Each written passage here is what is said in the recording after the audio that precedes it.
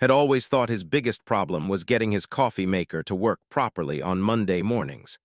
That was before the day the sky turned purple and gravity decided to take a vacation in downtown Seattle. He was walking to his job at the assembly plant when the world went sideways. Literally. Cars started floating upward like balloons filled with helium.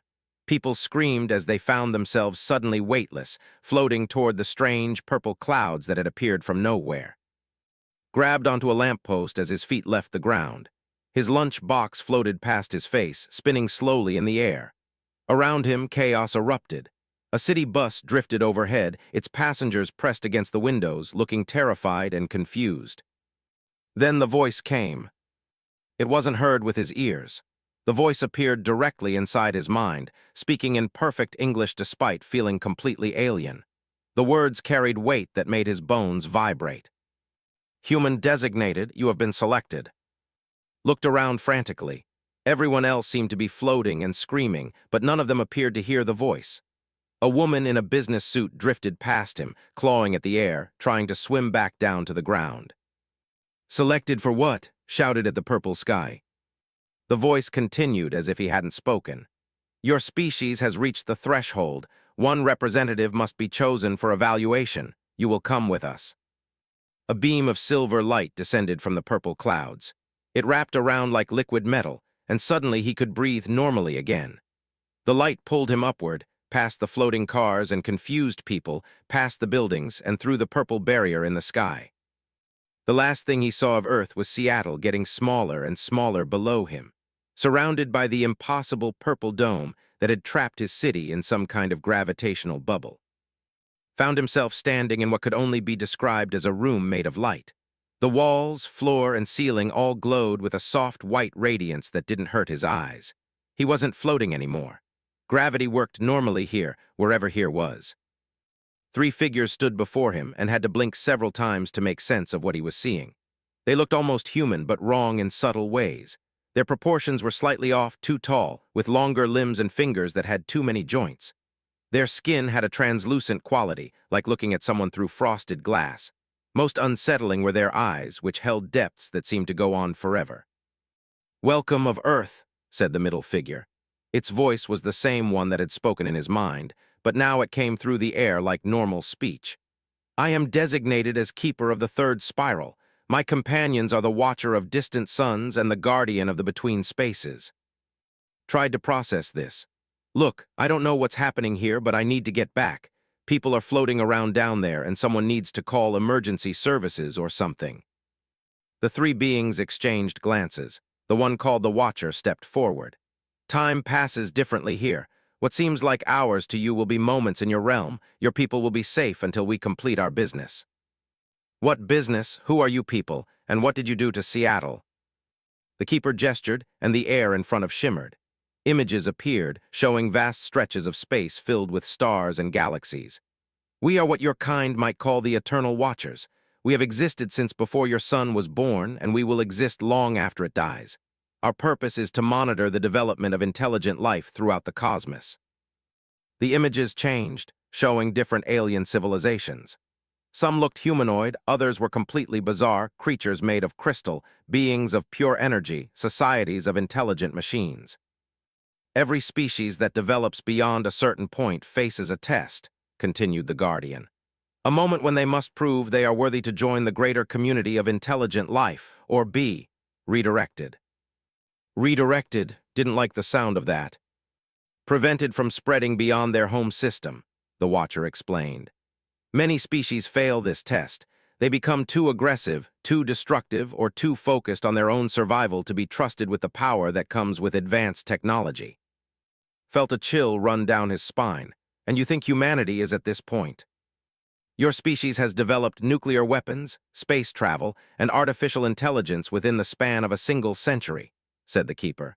"You are on the verge of technologies that could either elevate you to become protectors of lesser species, or turn you into a plague that devours worlds. We must determine which path you will choose."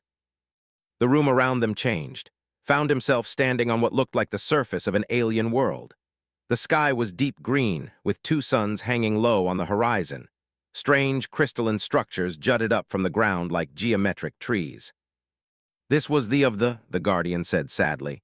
They were a beautiful species, artists, philosophers, scientists. They created wonders of technology and art that would take your breath away. They also created weapons that could destroy star systems. The scene shifted, showing the crystal structures beginning to glow with ominous red light. When they encountered their first alien species, a peaceful race of traders, their first instinct was to study them. Their second was to conquer them. Their third was to erase them completely to prevent any potential threat to supremacy. Watched in horror as the red light spread across the alien landscape. The crystal structures began to melt and warp. The green sky turned black. Within 50 years of their first contact with alien life, they had sterilized 17 solar systems. We had to intervene. "What did you do to them?" asked quietly. "We contained them to their home system and gradually reduced their technology level until they could no longer pose a threat to others. It was merciful compared to extinction." The scene changed again, showing a vast space station orbiting a blue giant star. Ships of dozens of different designs moved in and out of docking bays. "But others have passed the test," said the keeper. For instance, when they first encountered alien life, their reaction was curiosity followed by an offer of friendship and trade. They now serve as mediators and peacekeepers for an alliance of 43 different species. Was beginning to understand the magnitude of what was happening. "So you're testing humanity, but why me? I'm just a guy who puts together airplane parts. I'm nobody special." The Watcher moved closer to him. "That is precisely why you were chosen. You are representative of your species' average population. Not a leader, not a genius, not a warrior, just a typical human being. Your reactions and choices will help us understand what humanity as a whole might do when faced with the knowledge that they are not alone in the universe." "But that's crazy," protested. "You can't judge an entire species based on one person. People are all different." "True," agreed the Guardian. "Which is why your test will not be based on personal choices, but on your understanding of human nature itself. We will present you with scenarios, and you must predict how your species would likely respond. Your accuracy in these predictions will demonstrate your species' level of self-awareness and wisdom." The room changed once more. Now stood in what looked like a United Nations assembly hall, but bigger. Hundreds of seats faced a central stage where the three alien beings now stood. "Your first scenario," announced the keeper. "Imagine that tomorrow, ships from an alien civilization arrive at Earth. They are clearly more advanced than humans, but they come in peace. They offer to share certain technologies, clean energy, medical advances, faster-than-light communication. In return, they ask only for cultural exchange and the establishment of a permanent embassy. How do you believe the majority of your species would respond?" Thought about this carefully. He pictured the news broadcasts, the emergency sessions of world governments, the panic and excitement that would sweep across the globe. "Honestly, it would be chaos at first," he said. "Some people would be thrilled, others would be terrified. Governments would probably be suspicious, wondering what the aliens really want. Religious groups would either claim it proves their beliefs or contradicts them. Conspiracy theorists would say it's a hoax or an invasion in disguise." The Watcher nodded. "Continue." "After the initial shock, I think most countries would want to negotiate separately with the aliens, trying to get the best deal for themselves. Some nations might try to shoot down the alien ships, thinking they're protecting humanity. Others might surrender immediately, thinking the aliens are too powerful to fight. A few might actually try to work together and respond as one planet, but that would probably take months or years to organize." "And the final outcome?" pressed the Guardian. Sighed, "Probably a mess. Some countries would get the alien technology, others wouldn't. People would fight over who gets what. The aliens would probably get frustrated with trying to deal with hundreds of different governments and competing interests. In the end, they might just leave and decide humanity isn't ready for contact." The three aliens exchanged glances again. Couldn't read their expressions, but he sensed they found his answer interesting. "Your second scenario," said the keeper. "Your species discovers a planet inhabited by intelligent beings, but these beings are at a medieval level of technology. They have no space travel, no advanced weapons, no knowledge that life exists beyond their world. The planet also contains vast deposits of a mineral that would revolutionize human technology and solve your energy crisis. How would humanity likely proceed?" This one was even harder to think about. Imagine the debates that would rage across Earth, the competing interests of different groups. Some people would want to just take the minerals, he admitted. They'd argue that the aliens are too primitive to even know what they're losing, and that advancing human technology is more important. They might try to do it secretly, mining in remote areas where the aliens wouldn't notice. He paused, thinking through the implications. Others would want to help the aliens advance their technology first, maybe over several generations, until they could be equal partners in any agreement. But that would take a very long time, and people needing the energy solutions wouldn't want to wait. And, prompted the Watcher, a third group would probably want to study the aliens from a distance without interfering at all, treating them like a nature preserve. They'd argue that humanity has no right to change another species' development path, even for their own benefit. Rubbed his forehead, feeling the weight of the decision. The end result would probably be the same as the first scenario. Everyone would do whatever they thought was best for their own group. Some companies or countries would secretly start mining. Others would try to make contact and establish trade. Still others would try to protect the aliens from the first two groups. The aliens would end up caught in the middle of human politics and probably suffer for it. The Guardian's expression seemed almost sad. Your third and final scenario. Humanity encounters a species that is clearly hostile. They have attacked human colonies, destroyed human ships, and taken human prisoners. However, intelligence suggests that this species is acting out of fear. They believe humans intend to destroy their base on a misunderstanding of human colonization patterns. A simple communication could resolve the conflict, but it would require one side to make themselves vulnerable by approaching without weapons. How would humanity respond? Felt his heart sink as he considered this scenario. He thought about history, all the wars that could have been prevented by communication, and all the times fear had led to violence. Most military leaders would want to strike first and hard, he said quietly. They'd argue that you can't negotiate with a hostile enemy, and that showing weakness would just invite more attacks. They'd want to hit the alien before the aliens could organize a bigger assault on human space. But some people would want to try communication, asked the Keeper. Yes, definitely. Scientists, diplomats, peace activists. They'd argue that if the conflict is really based on a misunderstanding, then war would be completely senseless. They'd volunteer to make contact, even knowing it was dangerous. Thought about how these groups would interact with each other. The problem is, while the peace groups were debating and planning a careful first contact mission, the military would probably already be moving. They'd say they can't risk the aliens attacking again while humans are trying to set up communications.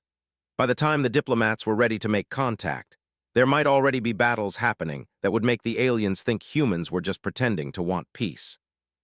The room fell silent, looked at the three alien beings, trying to read their reaction to his answers. I know what you're thinking, he said. Humans are too divided, too suspicious, too quick to fight. We can't work together even when our survival depends on it. Maybe you're right. Maybe we're not ready to join your galactic community. The Watcher stepped forward. Your assessment of human nature appears to be quite accurate, based on our observations of your species' history and current behavior. Felt a crushing sense of failure. So that's it. We fail the test. What happens now? Do you quarantine us like you did to the... The Guardian held up a hand. You have completed only the first part of your evaluation. Your honest assessment of human weaknesses shows wisdom and self-awareness. Many species fail at this stage because their representatives cannot acknowledge their people's flaws. There are 2 more tests, added the Keeper. The second will examine humanity's potential for growth and adaptation. The third will determine whether your species possesses the one quality that we have found essential for membership in the galactic community. What quality is that? Asked.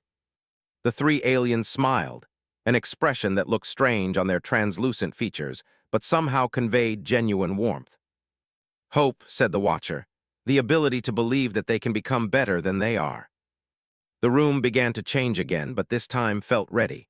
He had been honest about humanity's flaws, but he was starting to realize that the test was more complex than he had first thought.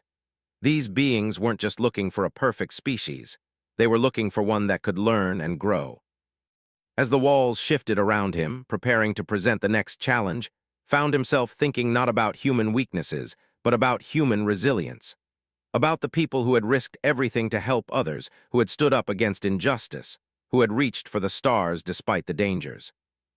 Maybe humanity wasn't perfect, but maybe, just maybe, they were worth believing in. The second test was about to begin. Continued.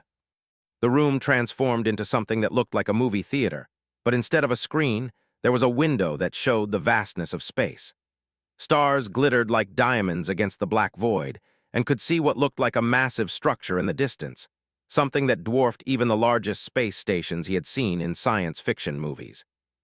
"The second test begins now," announced the Keeper. "You have shown us that humanity understands its own nature, including its flaws. Now we must determine whether your species has the capacity to transcend those limitations when faced with greater purpose." The Guardian gestured toward the window. "What you see before you is a dying stellar nursery. Those stars you observe are in the final stages of collapse. When they expire, they will create a cascade reaction that will destroy this entire region of the galaxy, 17 solar systems containing 43 planets with intelligent life." Stared at the scene in wonder and growing horror. "How long before this happens?" "By your time measurement, approximately 6 months," replied the Watcher. "The species living in those systems have been evacuated to temporary refugee stations, but they cannot remain there indefinitely. They need new homes." The view changed, showing massive ships filled with creatures unlike anything had ever imagined. Some looked like walking trees with intelligent eyes. Others resembled geometric crystals that somehow moved and communicated. Still others were so alien that couldn't even process their basic shape. "There are suitable planets for resettlement," continued the Keeper, "but they require extensive terraforming to become habitable for these species. The technology exists, but the project would require resources and coordination on a scale never before attempted." "What does this have to do with humanity?" asked, though he was beginning to suspect where this was heading. The Guardian smiled again. "Earth's solar system is located at the perfect nexus point for coordinating such a massive undertaking. Your planet could serve as the operational headquarters for the largest rescue and resettlement project in galactic history. But this would require humanity to commit completely to helping species they have never met, for no immediate benefit to themselves." The room changed again. Now stood in what looked like a futuristic version of mission control at NASA, but 1,000 times larger. Holographic displays showed star maps, ship movements, and terraforming progress on dozens of worlds. Beings of different species worked together at control stations, their various forms of communication somehow harmonized into a coordinated effort. "This is a simulation of what the project would look like if humanity chose to participate," explained the Watcher. "Your people would need to transform their entire planet into a refugee coordination center. Billions of alien beings would pass through Earth's orbit. Human resources would be stretched to their limits. The project would take 50 Earth years to complete." Walked through the simulation, watching humans working alongside the strange alien beings he had seen in the refugee ships. He saw human engineers collaborating with crystal-based mathematicians to design terraforming equipment. He saw human doctors learning to treat patients with biology completely different from anything on Earth. He saw human teachers working with young aliens whose parents had lost there. "But humanity would learn so much," murmured, beginning to understand the opportunity being presented. "Indeed," agreed the Keeper. "By the end of the project, human technology would advance by thousands of years. Your people would become one of the most connected and respected species in the galaxy. Earth would become a symbol of interspecies cooperation and hope." The scene shifted, showing Earth 50 years in the future. The planet was still recognizably home, but it had been transformed. Cities floated in the sky connected by bridges of light. Gardens bloomed in impossible colors, created through collaboration between human botanists and alien agricultural specialists. Ships from 100 different worlds docked at stations that orbited the planet like artificial moons. "However," the Guardian's voice took on a more serious tone, "the choice must be made knowing the full cost." The beautiful vision of future Earth faded, replaced by scenes of hardship and struggle.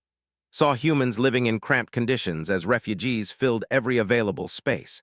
He saw protests in the streets as people complained about resources being diverted to help aliens instead of solving Earth's own problems.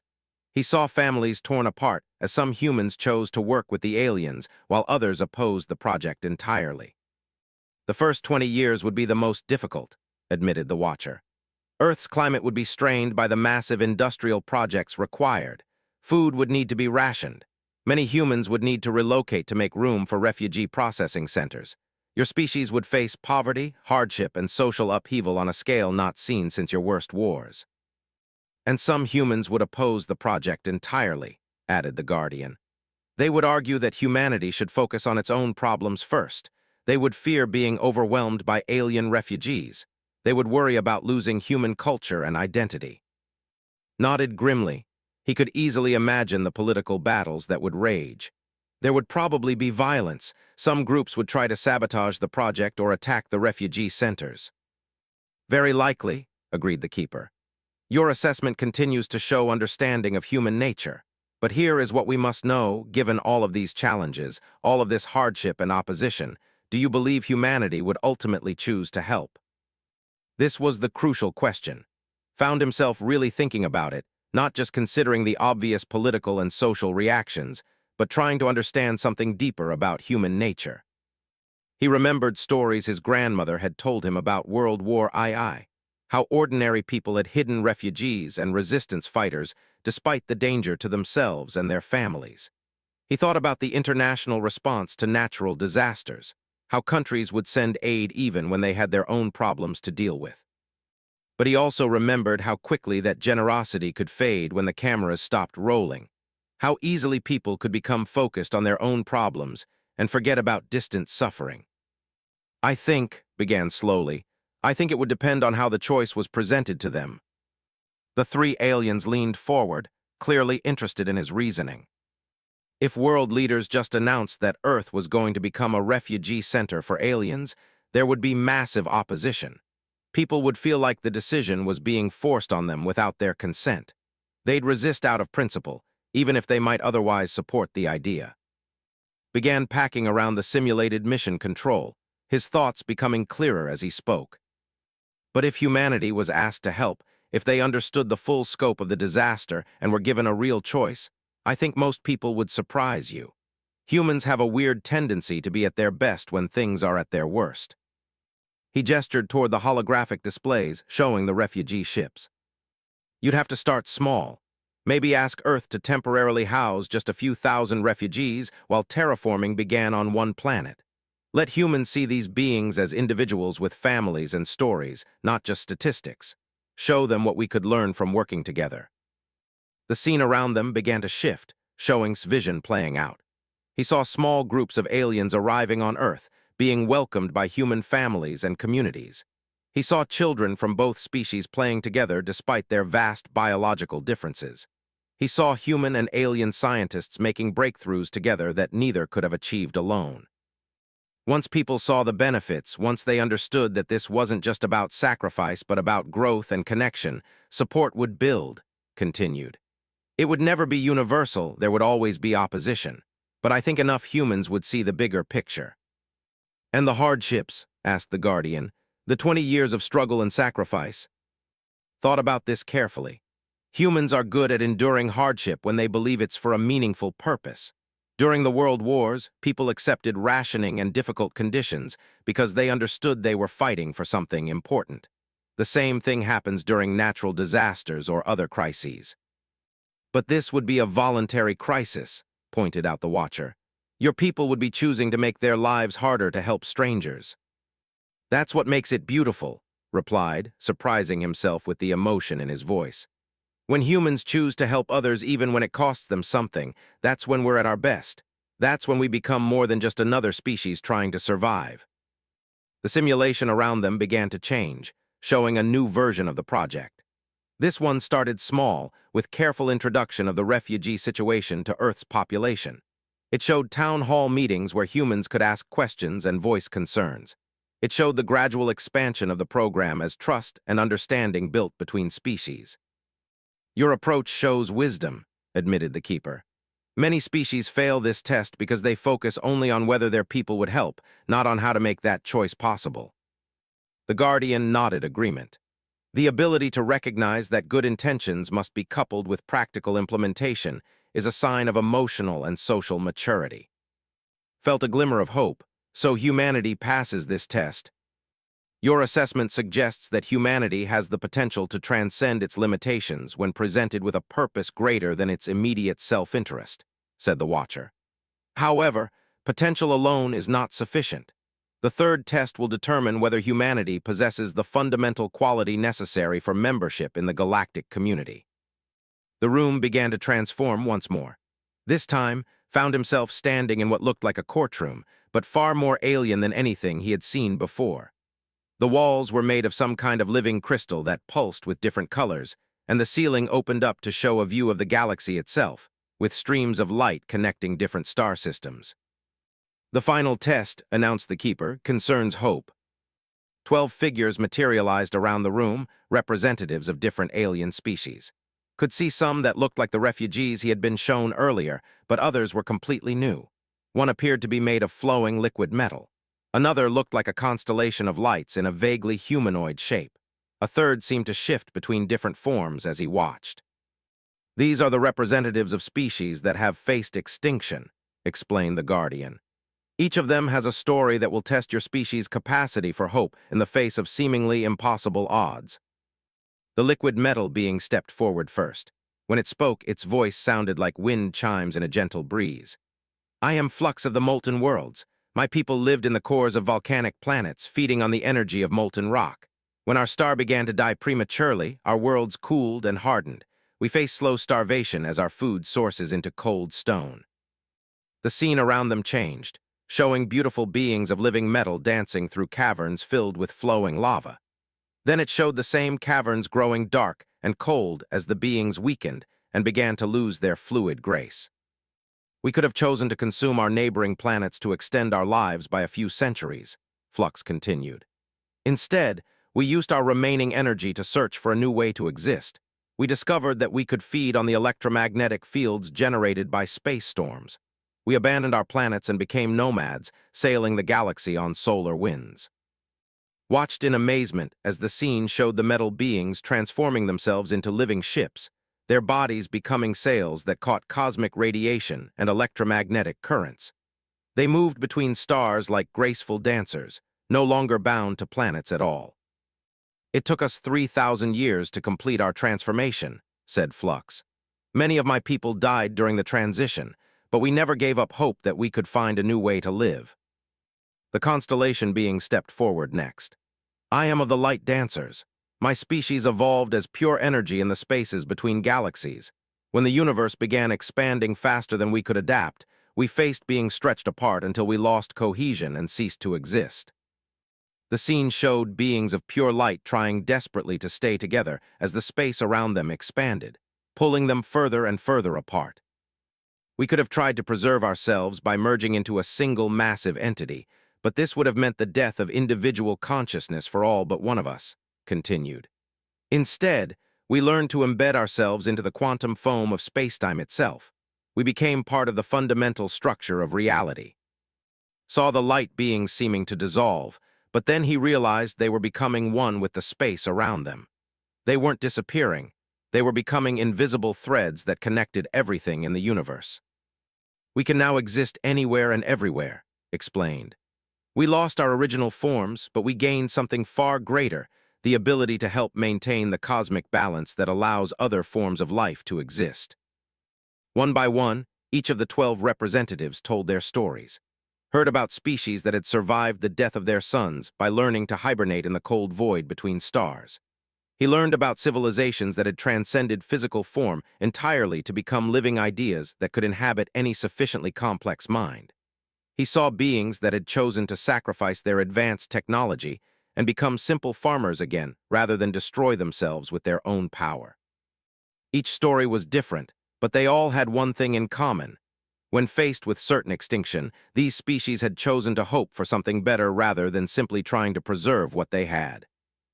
Now, said the Keeper, we will show you humanity's future. The room filled with images that made his heart sink. He saw Earth ravaged by climate change, its cities flooded and its farmland turned to desert. He saw wars fought over the last remaining resources. He saw space colonies failing as supply lines from Earth broke down.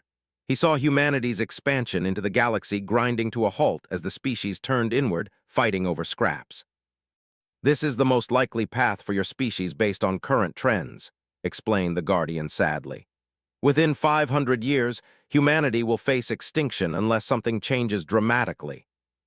But, added the Watcher, there are other possibilities. The images shifted, showing different versions of humanity's future.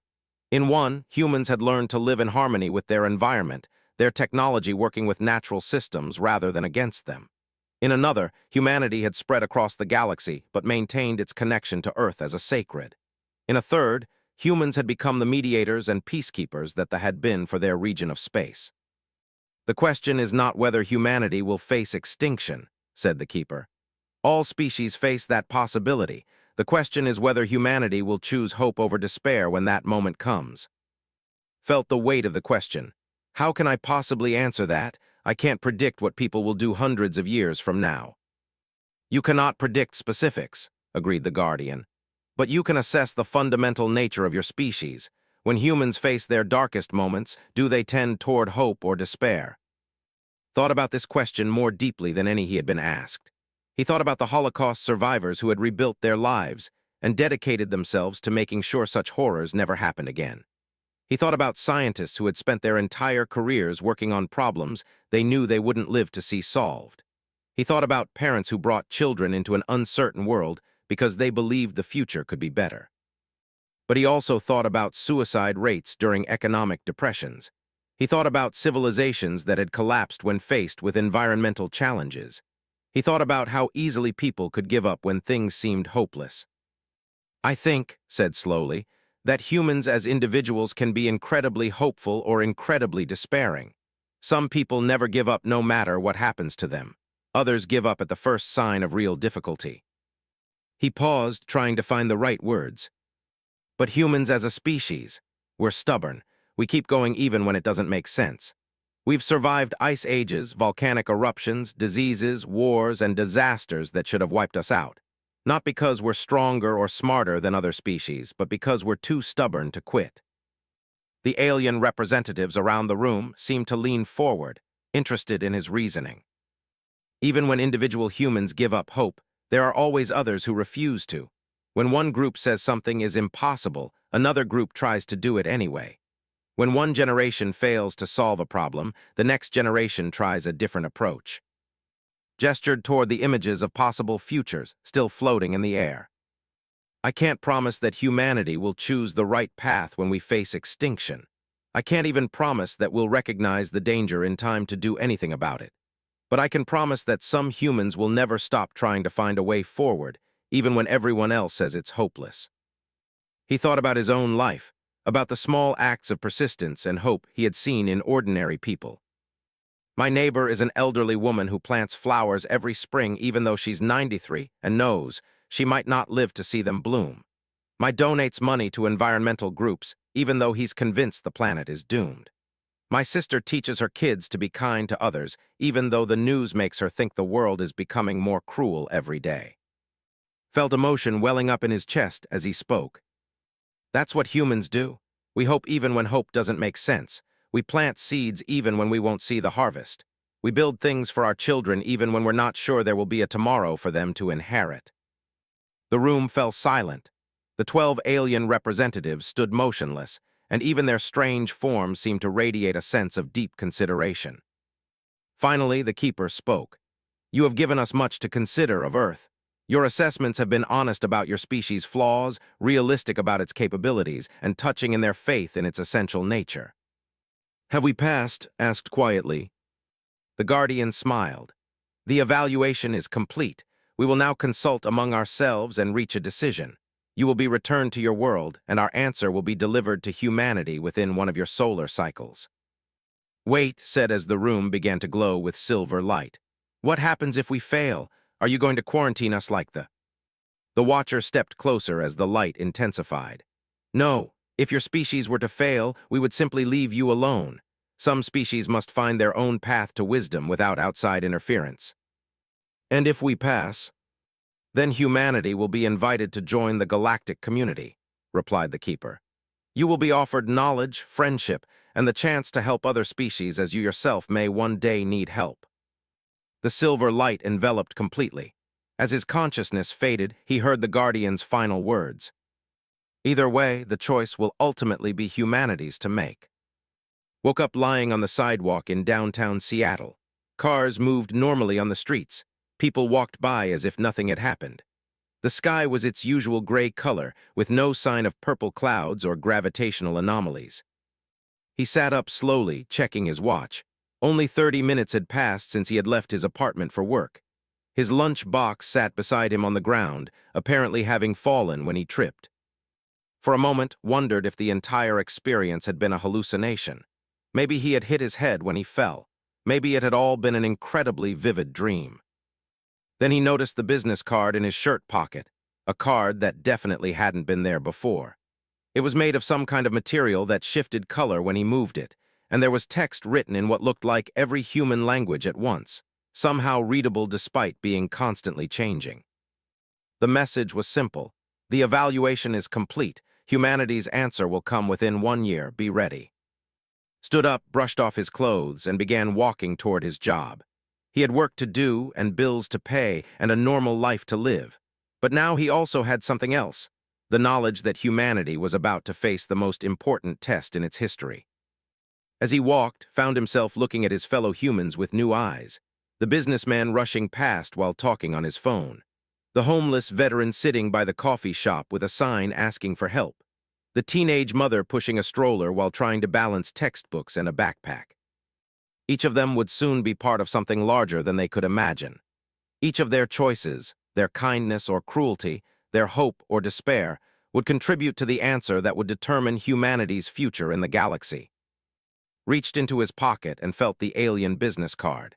In 1 year, the Eternal Watchers would deliver their verdict.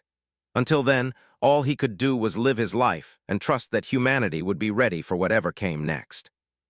He just hoped he had been right about his species' capacity for hope. The final test was yet to come. 11 months and 27 days later, was eating breakfast when every screen on Earth simultaneously displayed the same image. It wasn't an invasion or an announcement from world leaders. Instead, every television, computer monitor, phone screen, and digital billboard showed a simple message written in every language humanity had ever developed. Citizens of Earth, we wish to speak with you. Nearly choked on his coffee. Around the world, 7 billion people stopped what they were doing and stared at screens that had been taken over by beings they had never seen, but somehow knew were not human. The image shifted, and the 3 figures remembered so clearly appeared on every screen. The Keeper, the Watcher, and the Guardian stood in what looked like the same chamber of light where they had tested him almost a year ago. People of Earth, spoke the Keeper, its voice somehow reaching every human being in their own native language. We are the Eternal Watchers. We have observed your species for many centuries, and the time has come for you to learn that you are not alone in the universe. In living rooms and office buildings, on street corners and in vehicles, humans everywhere stood transfixed. Some screamed. Others fell to their knees in prayer. Most simply stared in shock at the impossible sight before them. Do not be afraid, continued the Guardian. We come not as conquerors or gods, but as neighbors in the vast community of intelligent life that fills this galaxy. You have reached a point in your development where you must choose your path among the stars. The image changed, showing the spectacular vista had seen during his testing. Stars and galaxies stretching endlessly through space, connected by streams of light that he now realized must be interstellar communication and travel networks. For the past year, we have been evaluating your species through a representative chosen from among you. Based on this evaluation, we have reached a decision about humanity's readiness to join the galactic community. Felt his heart pounding. This was it, the moment that would determine humanity's future. The Watcher stepped forward on every screen across the planet. Your representative demonstrated that humanity possesses self-awareness, understanding its own nature including both strengths and weaknesses. He showed that your species has the potential to transcend its limitations when faced with a purpose greater than immediate self-interest. Most importantly, he convinced us that humans maintain hope even in the face of seemingly impossible odds. Around the world, people held their breath. However, the Guardian continued and felt his stomach drop, potential alone is not enough. True membership in the galactic community cannot be granted, it must be earned through action. The image changed again, showing the dying stellar nursery had seen during his second test. The massive stars were visibly dimmer now, their collapse clearly accelerated. As we speak, 17 solar systems containing 43 worlds of intelligent life are facing imminent destruction. The cascade collapse of these ancient stars can no longer be prevented. Millions of sentient beings require immediate evacuation and resettlement. Watched the refugee ships he had seen before, now clearly visible against the backdrop of dying suns. The vessels were packed beyond capacity with beings fleeing their doomed worlds. "We are offering humanity a choice," announced the keeper. "You may choose to remain isolated, to continue your development alone and unassisted. This is a valid path that many species have chosen. You will live or die by your own choices, and we will not interfere." Or, the Watcher continued, "you may choose to help these refugees. This would require transforming your entire civilization into a coordination center for the largest rescue operation in galactic history. It would mean decades of hardship, sacrifice, and unprecedented cooperation with alien species." The screens showed the simulation had seen. Earth transformed into a hub of activity. Human cities expanded to accommodate alien refugees. Human technology advancing rapidly through collaboration with advanced civilizations. "If you choose to help," said the Guardian, "you will face challenges that will test every aspect of your society. You will need to overcome prejudice, fear, and competing interests to work together as a unified species. You will need to accept beings fundamentally different from yourselves as neighbors and equals. But," added the Keeper, "you will also gain knowledge, friendship, and the opportunity to become one of the founding members of a new era of galactic cooperation.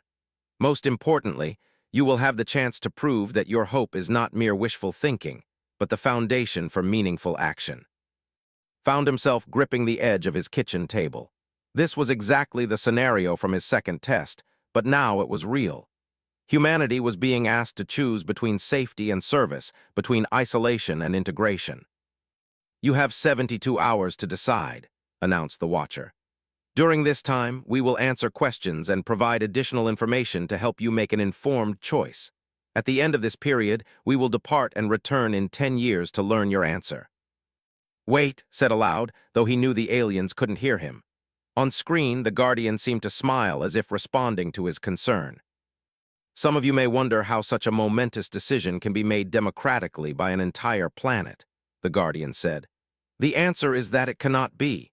This choice must be made not by governments or leaders, but by ordinary people in their daily lives." The image shifted, showing scenes from around Earth, saw his elderly neighbor planting her annual flowers. He saw his donating to environmental charities. He saw his sister teaching her children to be kind. "If you choose to help, the refugees will begin arriving in small numbers within 6 months. They will need food, shelter, medical care, and basic compassion while new worlds are prepared for them. Your response to these first arrivals will determine whether the larger project can succeed."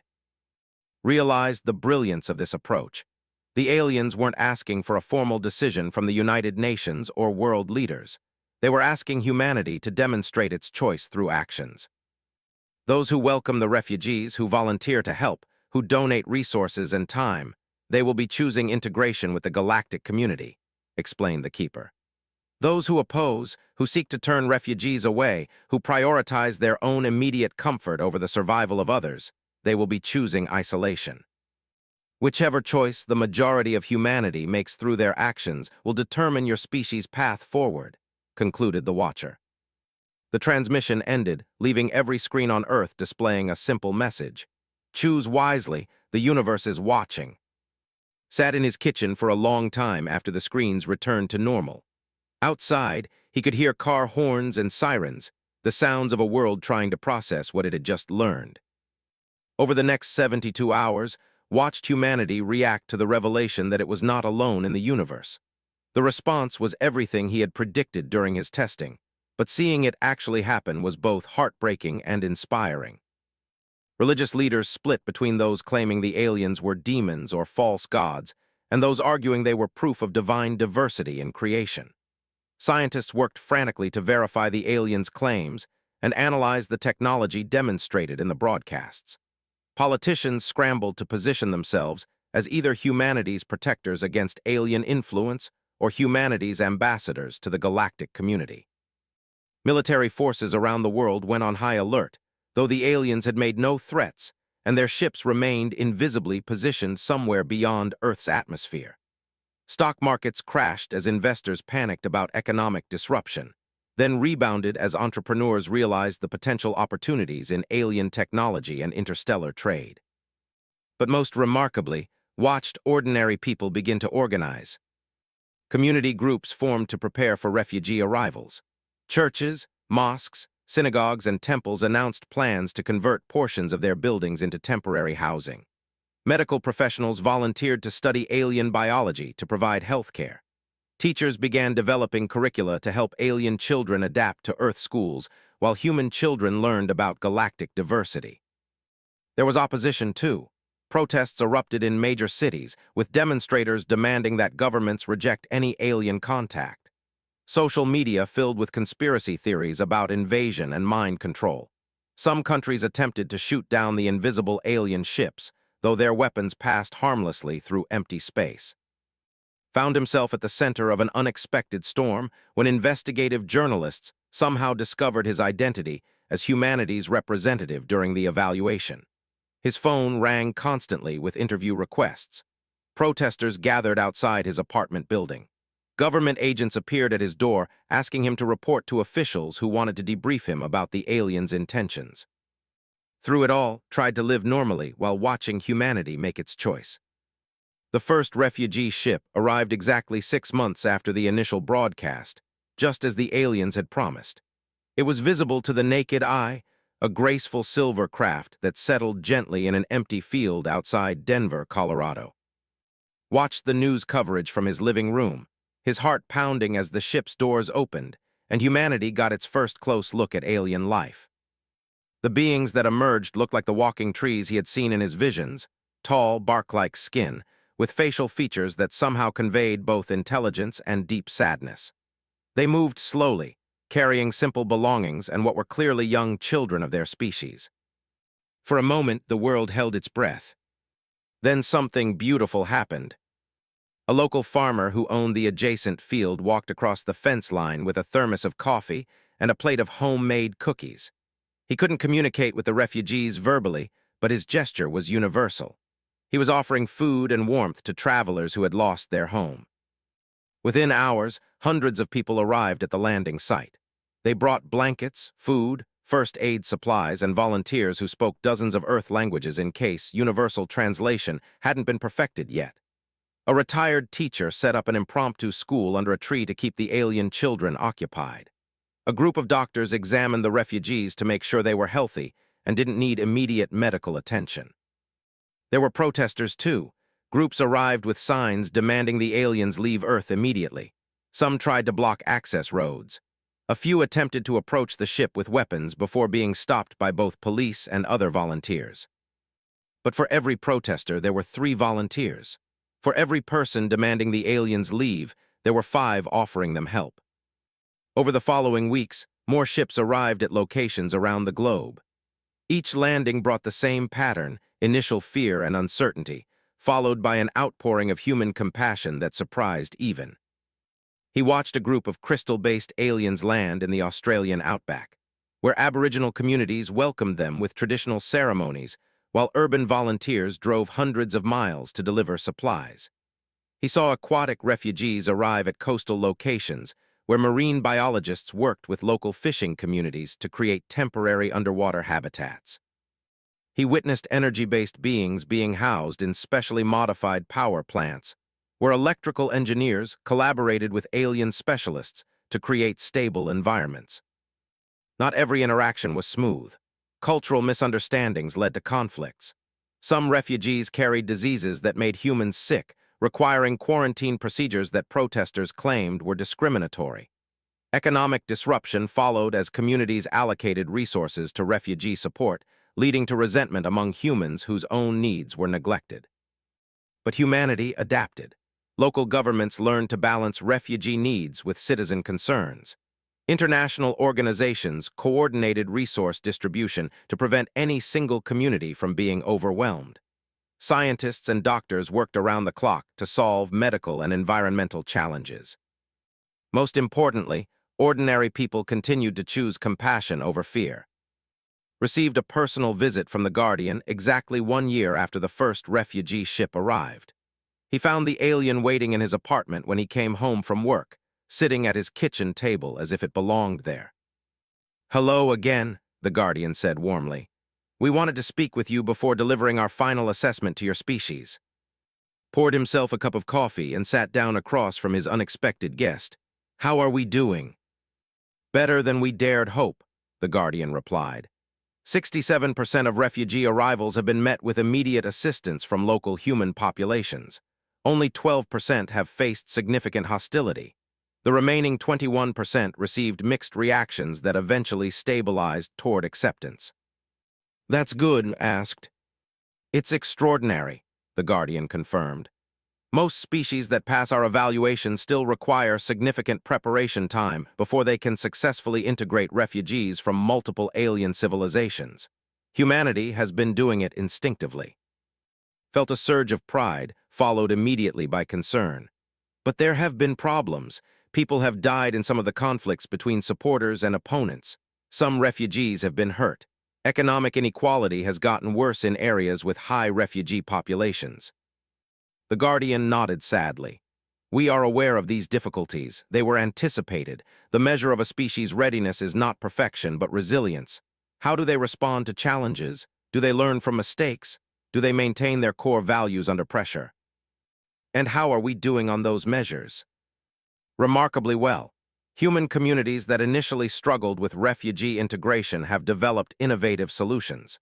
Your species has demonstrated creativity, adaptability, and most importantly, a willingness to keep trying even when initial attempts fail." The Guardian gestured, and holographic images appeared in his kitchen showing scenes from around Earth. He saw human and alien children playing together in schoolyards. He saw mixed-species medical teams treating patients with conditions that had never existed on Earth. He saw human artists collaborating with alien creators to produce works of impossible beauty. "Your people have exceeded our most optimistic projections," the Guardian continued. "We estimate that within 50 years, Earth will indeed become the operational center for galactic refugee resettlement. But more than that, your planet is becoming a symbol of what cooperation can achieve." Felt tears in his eyes as he watched the images. "So we pass, we get to join the galactic community." The Guardian said solemnly, "Humanity has not just passed our evaluation. Your species has redefined what we thought was possible." The alien stood up, its translucent form seeming to glow brighter. "Tomorrow, we will announce to your world that Earth has been selected to host the first Galactic Council of Unified Species. Representatives from over 300 civilizations will establish permanent embassies in your solar system. Humanity will serve not just as members of the galactic community, but as its coordinators and peacekeepers." Could barely process what he was hearing. "Why us? We're still struggling with our own problems. We have wars, poverty, environmental damage."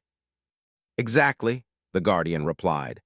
"A species that has achieved perfection has nothing left to learn and nothing meaningful to contribute to others facing similar challenges. Humanity's greatest strength is not your current achievements, but your potential for growth." The holographic images changed, showing possible futures that took breath away. He saw human explorers working alongside alien scientists to study the mysteries of dark matter and parallel dimensions. He saw Earth cities expanded into orbital habitats where millions of species lived and worked together. He saw human peacekeepers helping to resolve conflicts between alien civilizations, using the same stubborn hope and determined compassion that had marked humanity's response to the refugee crisis. "Most importantly," the Guardian continued, "your species has proven that you can maintain hope and kindness even under pressure. That quality is rarer in the galaxy than you might think, and more valuable than any technology or weapon." The alien moved toward the window, preparing to leave. "Your real test was not the evaluation you underwent with us. It was how your entire species responded when faced with beings in need. Humanity chose to help, even when it was difficult, even when there was opposition, even when the benefits were unclear." "What happens next?" asked. The Guardian smiled. "Next, you continue being human. You make mistakes, you learn from them, you argue about the best way forward, and you keep trying to do better. The only difference is that now you'll be doing it on a galactic stage, helping other species learn the same lessons. Will I see you again? Perhaps, but our role as evaluators is complete. From now on, we are simply neighbors in the vast community you have chosen to join. The Guardian stepped toward the window, then paused. There is one final thing you should know. Your assessment of human nature during our tests was not just accurate, it was prophetic. You predicted almost exactly how your species would respond to our challenge. That level of understanding of your own people is another sign of humanity's wisdom. The alien began to fade, becoming translucent like mist in sunlight. Thank you, called out as the Guardian disappeared, for giving us the chance to prove ourselves. The Guardian's voice lingered in the air even after its form had vanished. Thank you for helping us understand what humanity could become. The next morning, every screen on Earth once again displayed the same message. This time, it was a simple announcement that would change the course of human history. Citizens of Earth, you have chosen wisely. Welcome to the galactic community. Stood at his kitchen window, watching his neighbors emerge from their homes to look up at the sky where the first permanent alien embassy ships were beginning to appear. Children pointed excitedly at the graceful vessels, while adults stood in wonder at the sight of humanity's new future taking shape above their heads. On the street below, he could see Mrs., his elderly neighbor, still tending her flower garden despite being 94 now. She had been among the first volunteers when the refugees arrived, offering her spare bedroom to a family of crystal-based beings who had lost there. His Dave walked past, carrying a briefcase full of environmental impact studies for the new orbital habitats being planned. Dave still donated to conservation groups, but now he was also helping to design ecosystems that would support dozens of different alien species. His sister Sarah jogged by with her children, who were chattering excitedly about their new classmates from the refugee ships. The kids had adapted to friendship with the effortless acceptance that had always admired about young humans. Each of them, in their own small way, had helped humanity pass the greatest test it had ever faced. They had chosen hope over fear, service over isolation, growth over comfort.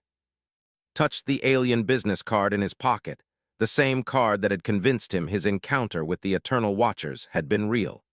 Tomorrow he would frame it and hang it in his office, a reminder of the day when humanity proved it was ready for the stars. But today, he had work to do. The plant was retooling to build components for the new ships that would carry refugees to their new homes. It was still just aircraft assembly to him, but now he knew that his work was part of something larger than himself. As he walked to the bus stop, smiled at the thought that somewhere in the galaxy, other species were facing their own evaluations by the Eternal Watchers. Someday, humanity might be the ones offering guidance and second chances to younger civilizations taking their first steps toward the stars. It was a responsibility that both thrilled and humbled him. But if the past year had taught him anything, it was that humans were at their best when they had something larger than themselves to hope for. The future was going to be more challenging and more wonderful than anyone had imagined. And humanity was finally ready for it.